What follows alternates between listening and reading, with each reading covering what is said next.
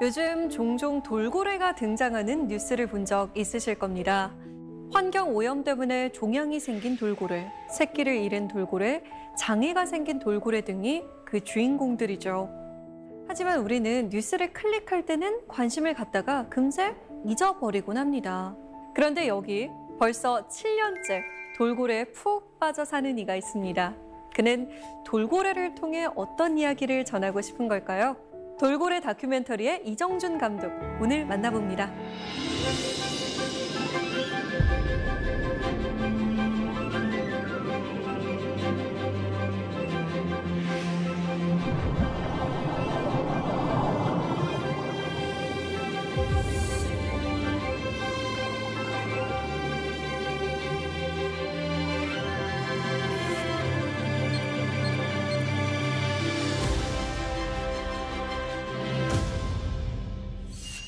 네, 안녕하세요.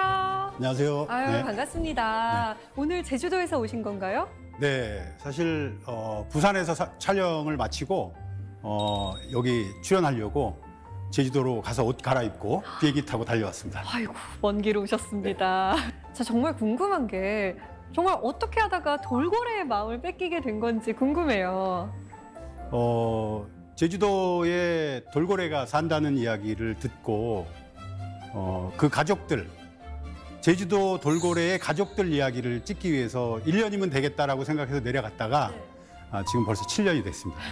너무 매력적인 동물들이라 뭐 1년 가지고는 너무 부족한 시간이라 지금 계속해서 앞으로도 끝이 보이지 않을 것 같습니다. 네.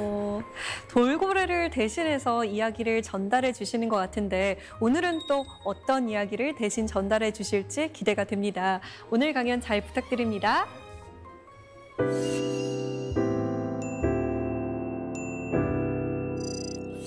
여러분은 바다를 어떻게 생각하시나요? 저는 지금도 바다를 보면 가슴이 뜁니다. 바다가 너무 좋아서요.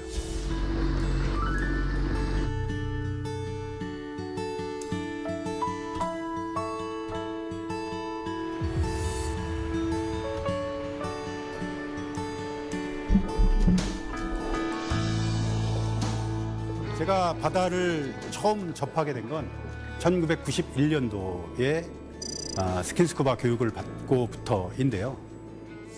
바닷속에 엄청난 에너지가 저를 흥분시키기에 충분했고 너무 강렬했기 때문에 그 바닷속의 매력에서 헤어나올 수가 없었어요.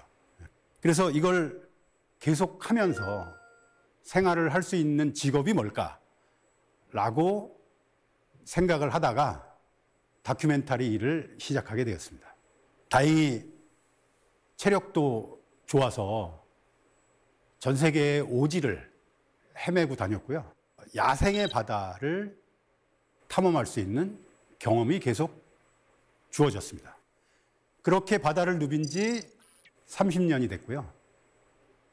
오늘은 그 30년간 바다를 탐험하면서 만났던 고래들의 이야기를 들려드리려 합니다.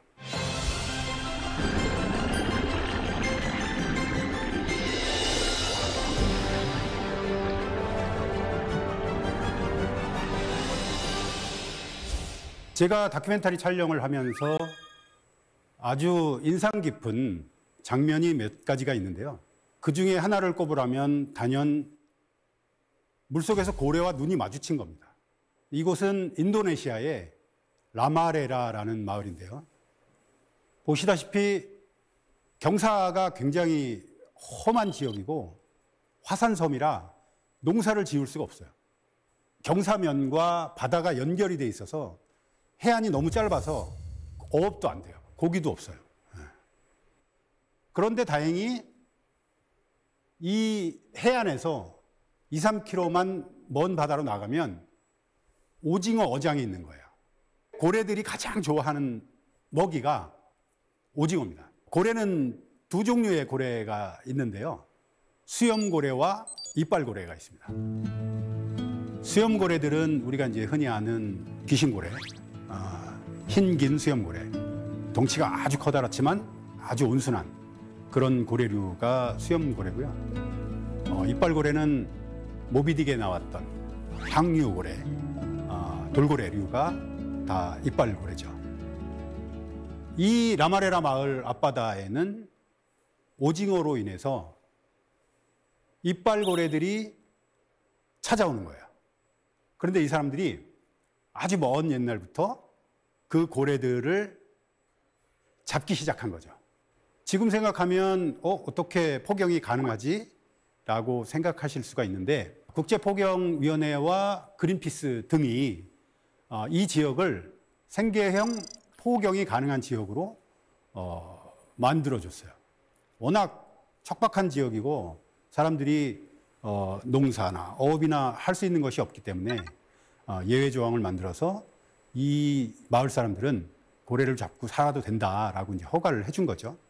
이 마을 사람들은 전통적인 방식으로 고래를 잡습니다. 그러니까 작살 하나를 들고 고래를 발견하면 바다로 뛰어들어서 고래를 잡는 아주 위험천만한 그런 행위를 하면서 먹고 살기 위해서, 단순히 먹고 살기 위해서 생존을 위해서 고래를 잡는 마을인 거죠.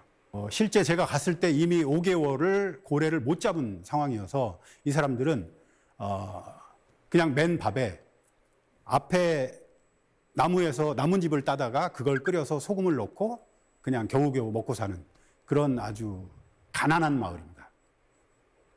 그런데 이제 고래가 나타났죠. 그래서 고래를 잡는데 어마어마한 장면이 제 눈앞에서 펼쳐진 겁니다. 고래가 나타났을 때 이 앞에서 이제 작살을 던지는 사람을 작살잡이 뚜루띠감이라고 하는데 이 사람이 번개같이 날라서 고래에다가 작살을 꽂으면 고래는 깜짝 놀라서 막 도망가죠. 피를 철철 흘면서 막 도망가는데 그때의 속도가 웬만한 엔진 못지않게 빠릅니다. 엄청나게 빠르니까 줄을 쫙 풀어주는 거예요. 그러면 그 줄이 풀어질 때 이렇게 보면 소리가 납니다. 줄에서 슉슉슉 소리가 납니다. 그러면 이제 고래가 한참을 도망가다가 힘이 빠지면 조금 더 이렇게 가까이 가죠. 그러면 다음 작살이 또 던져지고 또 다음 작살이 던져지고 그렇게 해서 5번, 6번의 시간이 이제 반복이 되거든요. 근데 이 반복되는 동안 정말 아수라장입니다. 아수라장.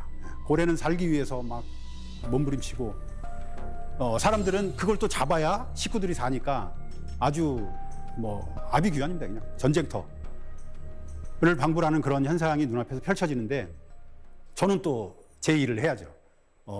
촬영을 하러 갔기 때문에 수중 촬영을 하기 위해서 들어갔죠. 그래서 저렇게 빈사의 속도로 달리는 작살을 맞은 고래한테 다가간 거죠. 다가가서 촬영을 하는데 어쩌다가 저 고래하고 눈이 마주쳤습니다. 지금 이 거리는 사실 1m 정도밖에 안 되는 그런 거리인데요. 저 고래는 지금 5발의 작살을 이미 맞고 곧 목숨을 다할 그런 운명인 거죠. 그런데 저를 저렇게 쳐다보는 거예요. 그래서 아주 많은 생각을 하게 되더라고요. 그 전에는 사실 이런 사냥의 장면이라거나 원주민들이 생존을 위해서 꼭 해야 하는 그런 사냥의 행위들을 굉장히 여러 번 촬영을 했었는데 그때마다 별 생각 없이 지나갔었는데 이 고래의 눈은 뭔가 제게 이야기를 하는 듯한 그런 느낌이었어요. 제가 살아있는 고래의 이야기를 좀 해보고 싶다라고 생각을 하다가 우리나라에 이제 고래연구센터가 있는데 박사님을 만나서 이야기를 듣습니다. 어떤 이야기냐면 제주 돌고래에 85호 돌고래가 있는데 그 돌고래가 3번의 출산을 확인했다. 수년이 지났는데 새끼하고 다니는 모습이 촬영되었고 또 2년 후에 또 새끼하고 다니는 모습이 촬영되었고 또 2년 후에 새끼하고 다니는 모습이 3번이 촬영이 된 거예요. 그래서 이런 애가 있습니다 라고 말씀을 주셔서 너무 재밌는 거예요. 그 얘기가. 근데 이 돌고래가 85호 돌고래인지 어떻게 아나요? 돌고래 몸에 칩이라도 이제 심겨져 있는 건가요? 돌고래들은 기본적으로 등 지느러미에 난 상처를 보고 개체 식별을 하는데요. 사람의 지문처럼 돌고래들의 지느러미에 난 그 흉터가 다 다르게 생겼어요. 그래서 그 모양을 보고 저게 몇 호라는 걸 파악하는데 지금 현재는 제주도에 120여 마리의 돌고래들이 표식을 통해서 그렇게 알아볼 수 있고 그렇게 특징 있는 아이들 중에 하나하나 이름을 붙여나가고 있는 중입니다. 예. 다 외우기가 힘드셨을 것 같은데. 지금도 다 못 외웁니다. 외우고 있는 중이고요. 예, 예. 저렇게 돌고래들이 다 하나하나의 개체를 가지고 구분이 될 수 있다면 우리 이제 휴먼 다큐 만들듯이 돌고래를 가지고 인간극장을 만들 수가 있겠네라는 생각을 하게 된 거죠. 그래서 신이 나가지고 배를 하나 준비해가지고 제주도로 내려옵니다.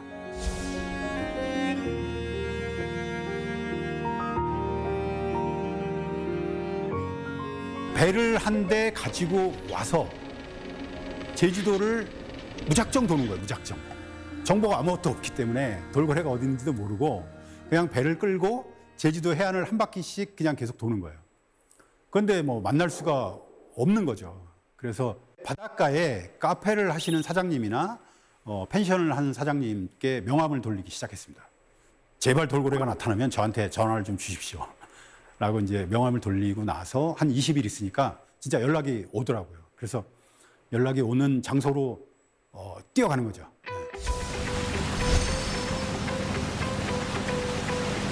돌고래 있어, 돌고래!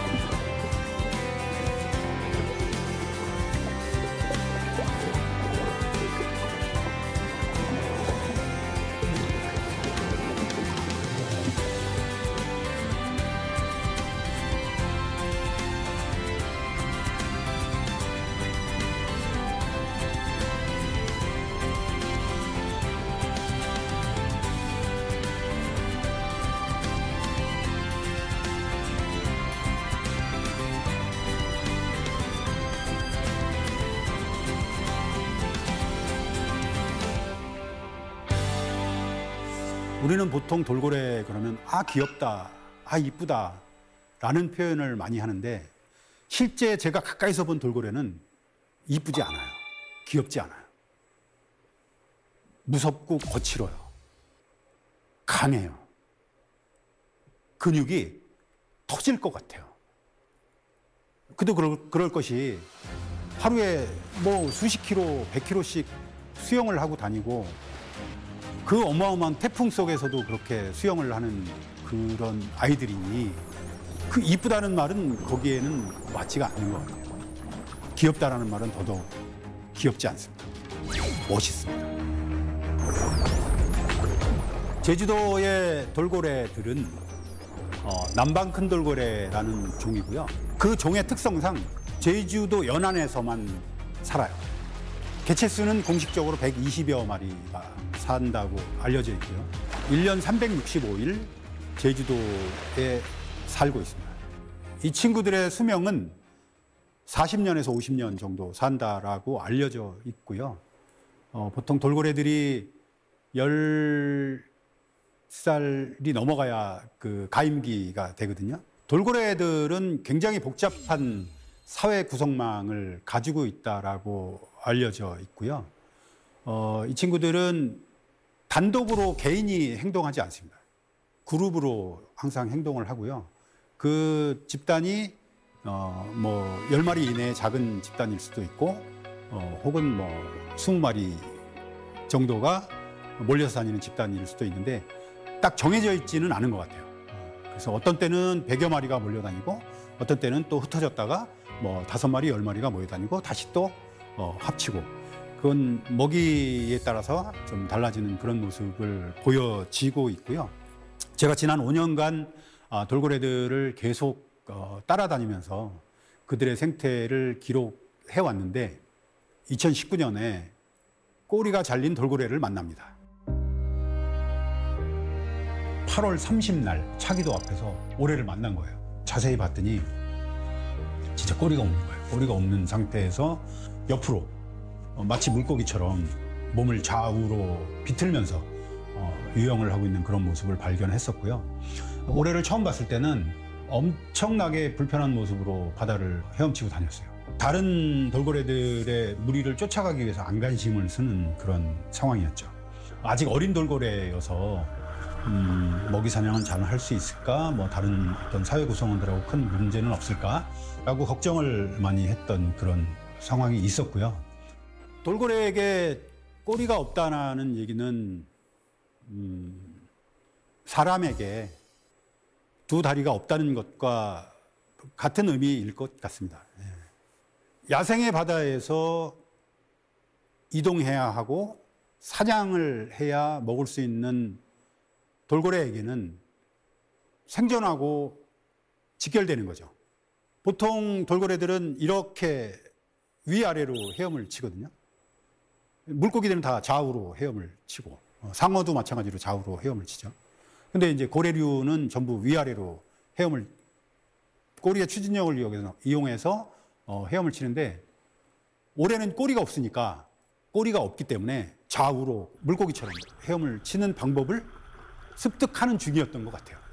그래서 굉장히 불편한 모습과 굉장히 커다란 몸짓으로 수영을 하는 모습을 발견했고요. 외국에서도 꼬리가 없는 돌고래가 발견이 되긴 했었어요. 근데 그건 다 수족관 안에서 발견된 거고 이 친구처럼 야생에서 이런 모습으로 발견된 건 이게 처음이거든요. 얼마 후에 엄청나게 큰 태풍이 몰려옵니다.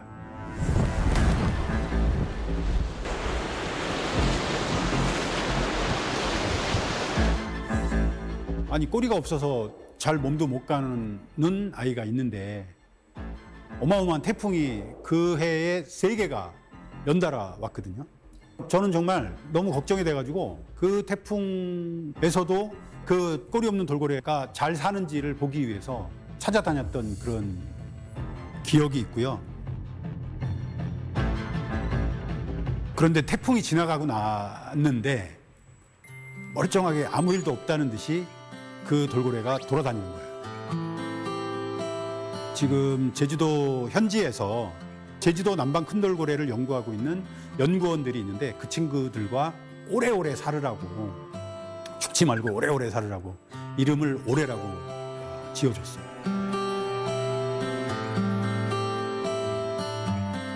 꼬리가 잘린 돌고래 오래는 왜 꼬리가 잘렸을까요? 전문가들의 말에 의하면 낚싯줄에 감겨서 이 낚싯줄이 이렇게 감기면 조금씩 파고 들어가요. 근데 그게 꼬리로 계속 이제 추진력을 위해서 위아래로 흔들다 보니까 조금씩 파고 들어간 거죠. 그래서 결국은 절단됐을 것이다라고 추정하는 게 가장 이제 유력한 설명인데 제가 5년간 꼬리에 낚싯줄이 감긴 어린 돌고래들을 3번 만났었거든요. 그런데 그 아이들은 안타깝게 길게 보질 못했어요. 몇 개월 후면 다시 만나지 못했고 몇 개월 후면 다시 만나지 못했고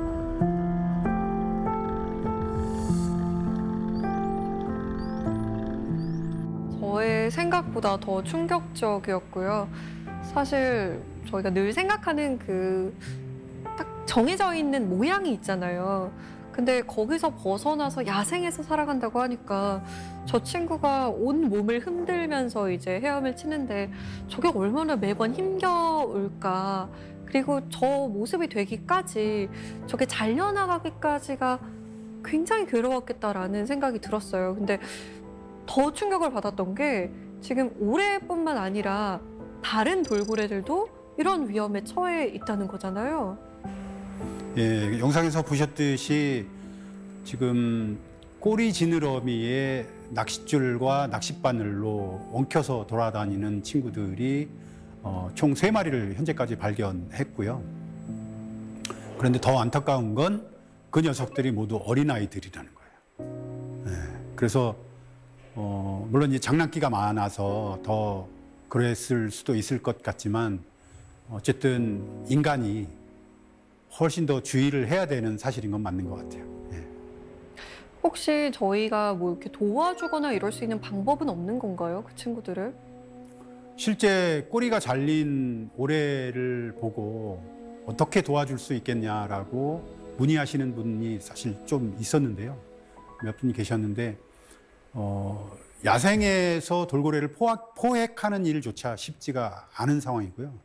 이 제주 남방 큰 돌고래들은 보호종이기 때문에 저희가 임의로 어떻게 포획을 하거나 할 수 없는 입장이고, 실제 포획을 하다가 더 큰 사고로 이어질 수도 있기 때문에 지금은 그냥 지켜볼 수밖에 없는 그런 상황인데, 저희가 이제 이 꼬리 없는 돌고래 이야기를 하니까 이제 요새 프리다이빙이나 스쿠버 다이빙을 통해서 바다 정화 활동을 많이 하시는 분들이 생겨났어요, 이 지역에. 그래서 많은 분들이 그 활동을 굉장히 적극적으로 하시기 시작했고, 다시는 저렇게 꼬리에 낚싯줄이 감긴 아이가 생겨서는 안 되겠다라고 해서 자발적으로 그 지역을 청소하시는 분들이 생겨나기 시작했어요. 감사한 분들이네요. 네.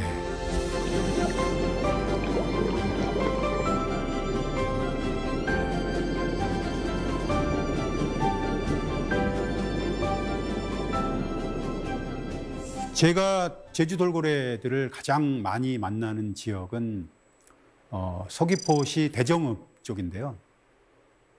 이곳은 아주 유명한 낚시 스폿이에요. 그래서 굉장히 많은 사람들이 이곳에서 낚시를 즐기고 있고요. 일부러 낚싯줄을 끊어서 버리는 사람은 없을 텐데, 워낙 많은 사람들이 그곳에서 낚시를 하시다 보니까 낚시 바늘과 낚싯줄이 그 낚시터 밑으로 내려 수중 촬영을 해보면 엄청나게 많습니다. 그래서 지금도 이 돌고래들에게는 굉장히 위험한 그런 상황인 거죠. 꼬리가 잘린 돌고래 오래를 만난 지가 2년이 이제 채 안 됐는데요.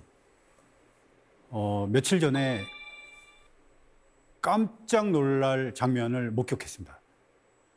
꼬리가 없는 돌고래 오래가 짝짓기를 하고 있는 모습을 발견한 거예요. 돌고래 무리들이 꽤 많았어요. 한 70여 마리 정도의 개체수로 보이는데, 그 녀석들 중에 꼬리가 없는 돌고래가 보인 거예요.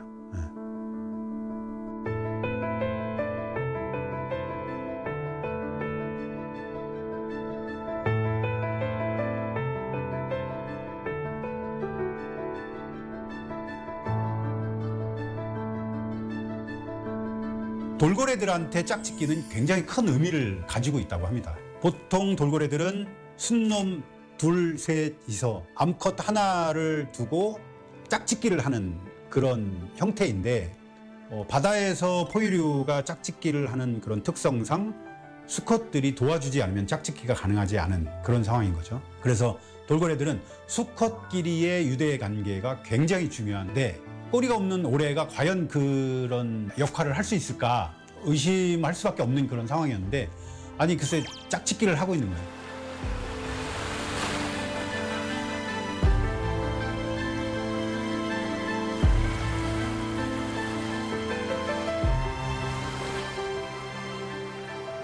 아주 어려서부터 돌고래들은 수컷끼리의 유대 관계가 좋아야만 나중에 암컷을 두고 서로 도와가면서 짝짓기를 할 수가 있는데, 장애를 가지고 있는 꼬리가 없는 돌고래가 그 수컷들과의 동맹 관계가 이루어져 있다는 얘기인 거죠. 결국 이 돌고래 사회는 꼬리 없는 오래를 구성원으로 인정을 했다라는 얘기인 거고, 그 구성원들 안에서 오래는 그들이 하는 모든 행동들과 사회 생활을 다 해나가고 있는 게 확인이 된 거예요. 엄청나게 놀라운 장면이 목격이 된 거죠.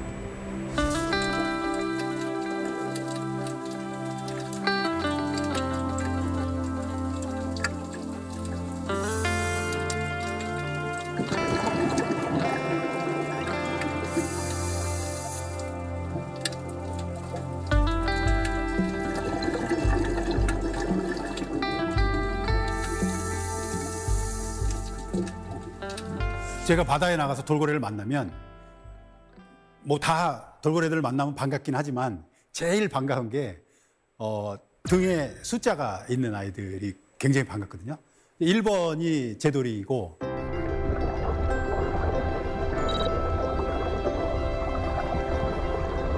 2번이 춘삼이, 38이 복순이, 태산이, 그다음에 이제 금등이, 대포. 총 7마리가 수족관에서 원래 고향이 제주도였다가 잡혀서 수족관으로 팔려갔고 수족관에서 공연을 하다가 다시 고향 바다로 온 거죠. 기적이 일어난 거죠. 그런 돌고래들이 지금 총 7마리인데 그중에 제돌이, 이 녀석은 남자아이인데 뭐 굉장히 엄청난 장난꾸러기에 지금은 아주 사랑꾼이 돼가지고 걸핏하면 짝짓기 하고 돌아다니고 있어요. 지금 아주. 그래서 그 친구들을 만나면 굉장히 반갑고 2번 표식을 가지고 있는 애가 춘삼이라는 아이 친구인데 춘삼이하고 38이는 암컷이에요. 복순이도 암컷이고. 그래서 이 세 마리는 자연으로 돌아가서 고향 바다로 돌아가서 전부 다 출산을 했어요. 가능하지 않은 일들이 벌어지고 있는 거죠. 출산을 해서 자유롭게 제주 바다를 헤엄치고 다니고 있고요. 특히 수족관에서 공연하던 돌고래가 야생에서 새끼를 낳고 잘 살고 있는 모습을 보여준 건 뭐 우리나라가 유일하죠. 마지막으로 방류된 돌고래가 금등이, 대포라는 친구들이 있는데 20년을 넘게 수족관에서 공연을 했던 친구들인 거예요. 그런데 이제 서울대공원에서 결심을 하고 우리는 이제 쇼돌고래 안 해라고 결정을 했고 고향 바다로 이제 돌려보내려고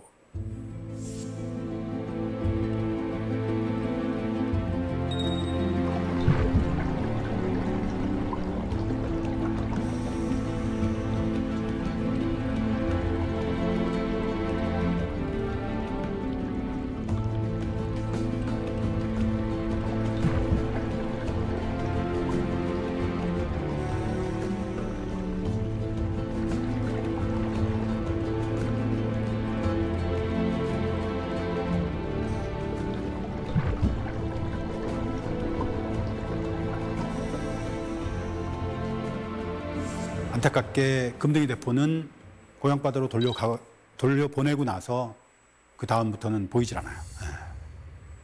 제 추측은 고향 바다로 돌아오긴 했지만 나이가 너무 많은 거예요. 너무 어린 나이에 잡혀가서 그냥 막 공연만 신나게 하고 감옥 생활만 하다가 고향 바다로 딱 돌아왔는데 막상 이 무리들하고 어울리지는 못하는 거죠. 받아주지 않은 것 같아요. 그래서 그 다음 날부터 한 번도 발견이 안 된 상황이고요. 뭐 다른 곳에 어디에 잘 살아있든지 아니면 생명을 다했든지 알 수는 없으나 그런 안타까운 과거가 있었고요. 저하고 대포하고는 개인적으로 20년 전에 서울대공원에서 그 공연을 막 하던 모습을 촬영했던 기억이 있고요.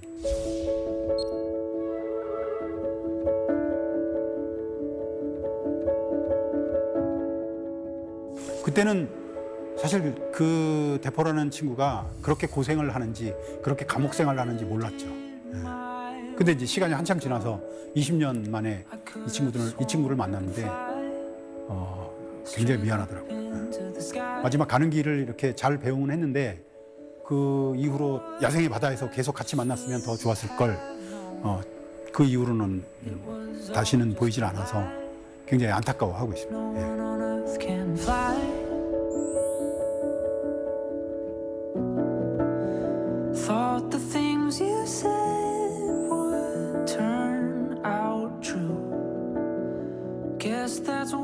제주 바다에서 꼬리에 낚싯줄이 감기고 입에 종양이 생기고 한 아이들을 발견하는 것이 굉장히 마음 아팠는데, 매년 겨울이 되면 11월부터 돌고래들 사체가 제주 바다에 떠밀려오기 시작하는데, 그 녀석들은 상갱이라고 불리는 우리나라 토종 돌고래인 거예요.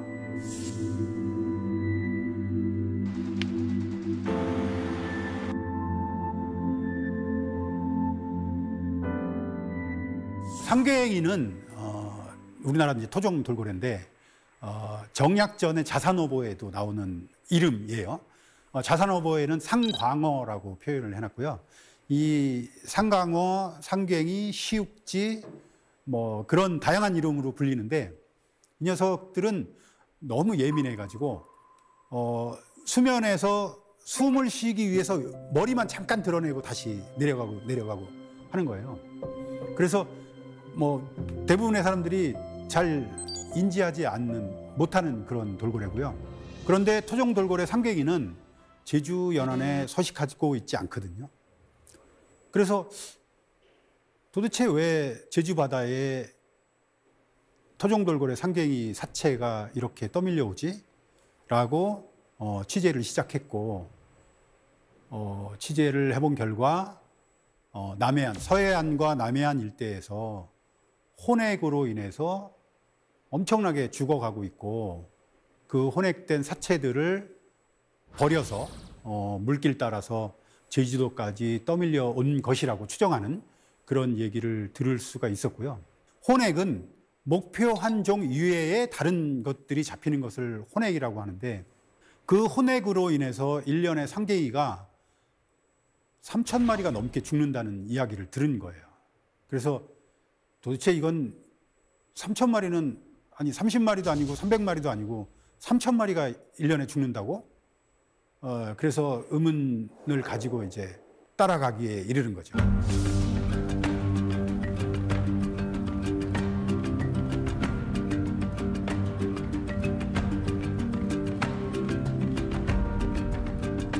그래서 제가 백령도부터 서해바다 일대와 남해바다 일대까지 제 배를 가지고 돌아다니기 시작했습니다. 그런데 의외로 상갱이를 쉽게 만날 수가 있었어요. 다만 이 녀석들은 워낙 민감해서 거리를 안 줘요. 그런데 이제 요즘은 촬영하는 기법 중에 드론을 많이 활용하기 때문에 드론을 날려서 이 녀석들을 보면 아주 일반 돌고래하고 다름없이 뭐 헤엄치고 스킨십하고 뭐 두세 마리가 이렇게 몰려다니는 모습을 쉽게 볼 수 있었거든요.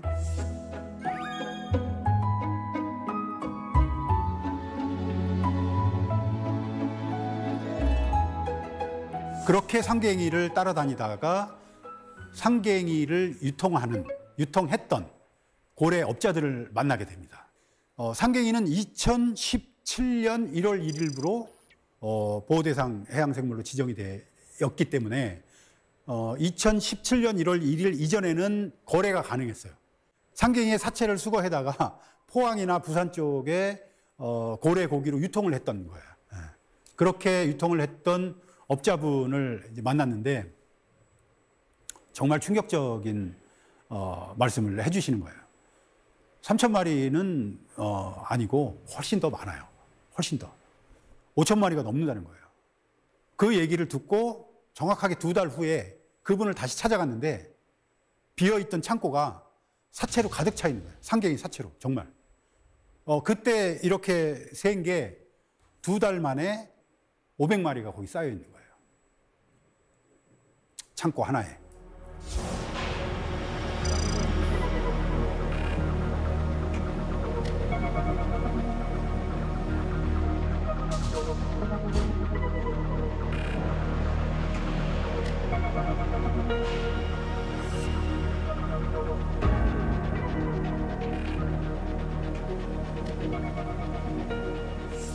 그래서 이건 정말 심각한 문제구나 라고 생각을 하게 되었고요.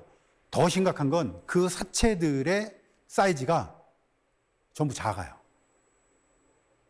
그러니까 어른 상갱이가 되기 전에 다 죽어나가는 거예요. 그 중에는 임신을 한 상갱이들도 있었고요.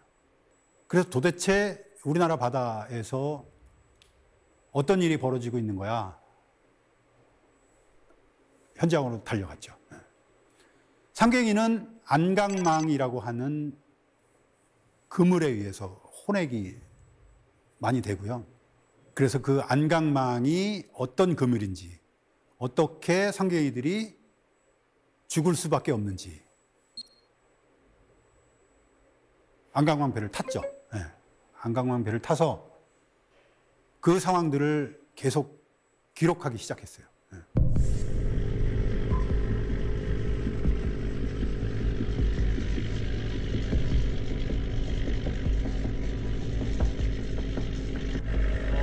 저희는 지금 안강망 배를 타고 안강망 금을 포항하는 곳으로 이동하고 있는 중입니다.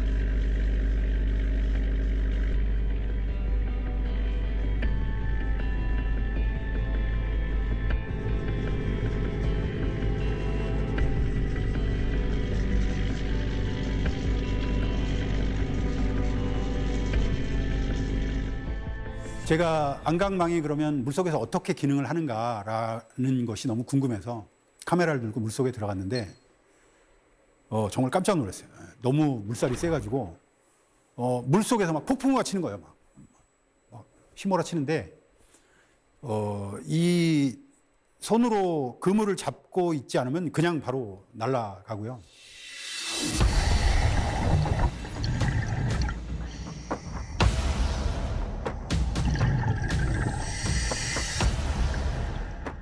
잡고 있어도 조류에 의해서 팔은 여기 있고 내 발은 저 위에가 있는 거예요. 거꾸로 매달려 있는 상황인 거죠. 그러니까 그런 어마어마한 조류에 상갱이가 그 안으로 빨려 들어가는 거고 결국은 자루 저 그물 밑에 끝에 가서 질식해서 상갱이는 숨을 쉬어야 되는데 숨을 못 쉬니까 결국은 질식을 하는 수밖에 없는 상황인 거죠. 그런데 실제 며칠이 지나지 않아서 안강망을 이렇게 들어 올렸는데 그 안에 상갱이 사체가 들어있던 거죠. 그런데 이 어부들은 상갱이를 잡으려고 잡지 않아요. 그냥 안강망이라는 그물에 혼액이 돼서 들어왔을 뿐 이미 보호대상 해양생물로 지정이 되어 있기 때문에 상갱이는 그냥 쓰레기예요. 그래서 들어서 그냥 바다에다가 버리는 거예요. 전혀 누구도 원치 않는 죽음이 바다에서 계속 벌어지고 있는 거였죠.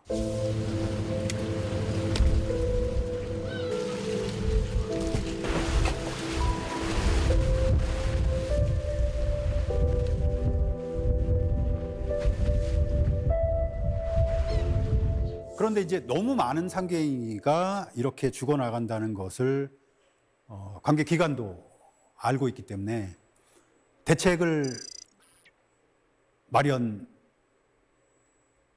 있죠. 이미 3년 전부터 안강망에 해양 포유류 탈출망을 달 것을 연구하고 있었어요. 간단하게 해양 포유류 탈출망은 자루그물 중간에 덧망을 하나 달아서 조그만 물고기는 그 안으로 빠져 들어가서 자루그물 끝에 고기가 모이고 상갱이와 해파리 같이 큰 덩치의 것들은 중간에 걸러져서 이게 요대로 서 있으면 안 되니까 이걸 약간 이렇게 눕혀놓죠. 그러면 이게 타고 이렇게 한쪽으로 가는 거예요. 그럼 그 끝을 뚫어놔서 그 큰 덩치들은 빠져나갈 수 있게끔 탈출망을 다는 거죠. 그럼 해결이 된 거라고 생각을 했는데 어민들이 한 말씀씩 하시는 거죠. 그렇게 빠져나갈 때 우리 고기도 빠져나가잖아. 우리 고기도 빠져나가잖아. 그건 어떻게 할 거야? 라고 이제 반문을 하시는 거죠. 그래서 이제 지금은 그렇게 탈출망을 만들었을 때 고기가 얼마나 빠져나가는지 이제 데이터를 다 내고 실험을 하고 있는 그런 거의 실험이 끝난 상황이고요. 2021년부터는 안강망에 상갱이 탈출망을 쓰라는 고시 그러니까 강제적으로 쓰라는 건 아니고 어떤 협의를 통해서 어민들과 정부가 지금 조율을 해나가는 그런 상황이에요. 그래서 상갱이를 제가 따라다니면서 느낀 건 바다에서 벌어지는 일은 누군가 얘기해 주지 않으면 모르겠는 거예요.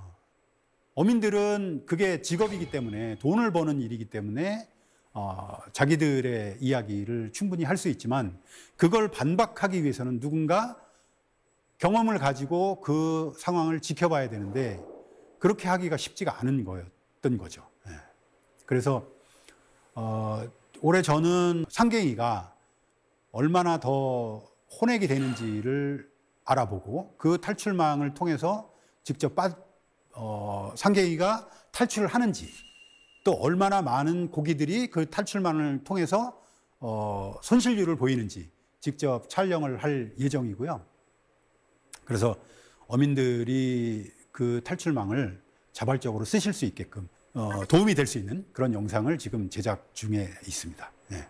우리나라에 제가 취재해 본 결과 꽤 많은 숫자가 살고 있지만 1년에 5천 마리씩 상갱이가 죽어나가기 때문에 그 숫자는 아무리 많아도 몇 년이 지나면 멸종할 수도 있는 거예요.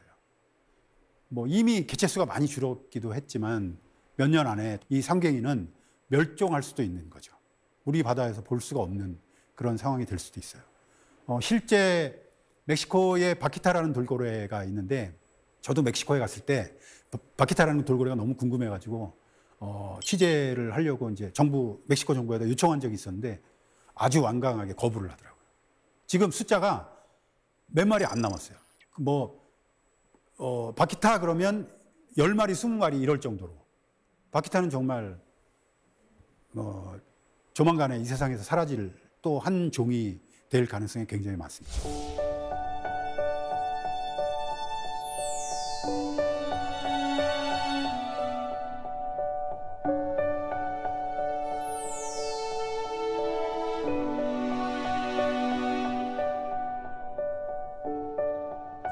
저는 처음에는 잘 몰랐는데 고래를 따라다니면서 바다를 조금 더 이해하게 된 것 같고요.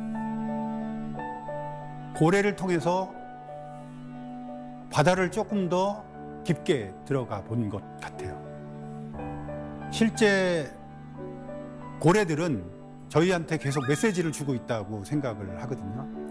지금은 꼬리가 잘린 돌고래가 한 마리 있지만 제가 본 꼬리에 낚싯줄을 매달고 다니는 애가 이미 3마리가 더 있었고 턱에 종양이 생긴 아이가 다니고 있고 지금은 몸에 피부병 혹은 트러블이 생겨서 혹을 매달고 다니는 친구들도 발견이 되고 있는 상황이거든요. 그런데 이게 앞으로 5마리, 10마리가 더 생길 수도 있어요. 그 다음엔 인간한테 오는 거죠.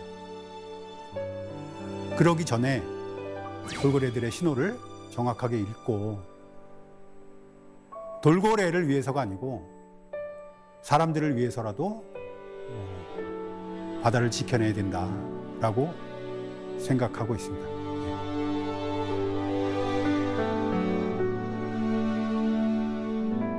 바다와 우리의 삶은 연결되어 있고 곧 우리의 미래이기 때문입니다. 오늘 강연은 여기까지 하겠습니다. 감사합니다.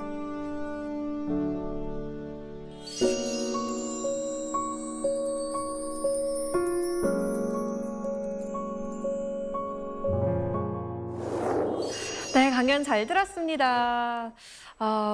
우리가 바다를 몰라도 너무 몰랐다라는 생각이 들어요. 또 인간이 무슨 자격으로 돌고래의 이 삶의 터전을 이렇게 황폐하게 만들고 있는가라는 생각이 들어서 참 착잡했거든요. 오늘 사사기 공동체 여러분께서 미리 질문을 좀 보내주셨습니다. 함께 볼까요? 먼저 김현경님의 질문입니다. 제주도 여행을 하면서 배를 타면 종종 돌고래를 만나기도 하잖아요. 사진도 찍고 싶고 돌고래한테 먹을 것도 던져주고 싶은데요. 돌고래를 만나면 어떻게 인사하면 좋을까요? 사실 제주도에는 돌고래 투어가 있을 만큼 배를 타고 나가서 돌고래를 만나기도 하는데요. 뭔가 좀 아는 척하고 싶기도 하고 뭐 이런데 좀 조심스럽기도 하고 그래요. 어떻게 하면 좋을까요? 일단 먹이를 주는 방법은 좋지 않은 방법이고요. 그냥 한 번쯤 입장 바꿔 생각해 봤으면 좋을 것 같아요. 내가 돌고래라면 사람들이 나한테 어떻게 대하면 좋을 것인가. 근데 이제 한 가지 좀 아쉬운 건 관광선을 타서 관광객들이 돌고래를 만나면 너무 좋으니까 소리를 막 질러요. 그러면 돌고래들 사실 좀 놀래죠. 그리고 제주도 앞바다에는 새끼들을 데리고 다니는 돌고래가 많기 때문에 소리 지르는 건 좀 안 해주셨으면 좋겠고, 뭐 그냥 눈인사 정도 하시는 게 좋지 않을까. 눈인사 네, 정도. 생각하고 있습니다. 네. 좀 조용히 거리를 두고 지켜봐줘야 하는 거군요. 그러니까 사람의 입장으로만 생각하지 말고 그 고래의 입장에서 한번 생각해 보면 어떻게 하는 게 좋은 것인가 생각하실 수 있을 것 같아요. 네. 이번엔 이혜민님의 질문입니다. 만약에 제주도에 살고 있는 돌고래들이 환경이 안 좋아지면 제주도 앞바다를 떠날 수도 있을까요? 어떻게 생각하세요? 그럴 수도 있을 것 같아요.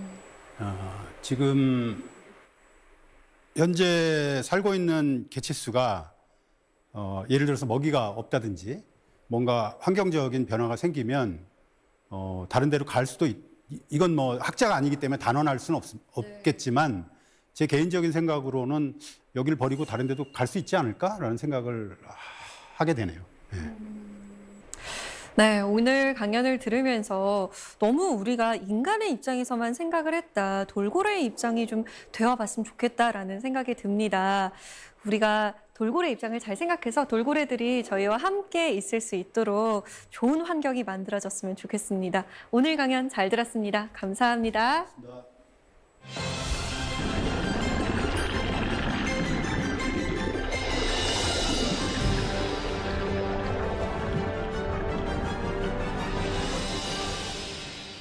얼음 왕국 알래스카에서 불꽃을 얻고 싶다면 얼음을 볼록 렌즈처럼 깎아놓고 태울 것을 놓고 햇빛을 모으면 된다고 하죠. 아무리 빙하 속에 갇혀 있다고 하더라도 마음을 모으면 불꽃을 일으킬 수 있다는 겁니다. 저 거대한 마음의 빙하 속에 갇혀 있는 열정을 녹일 수 있는 방법을 찾아봐야겠습니다. 미쳐야 미친다는 불광불급의 열정 말이죠. 차세계 공동체 스미다. 저희는 다음 시간에 찾아오겠습니다. 고맙습니다. Today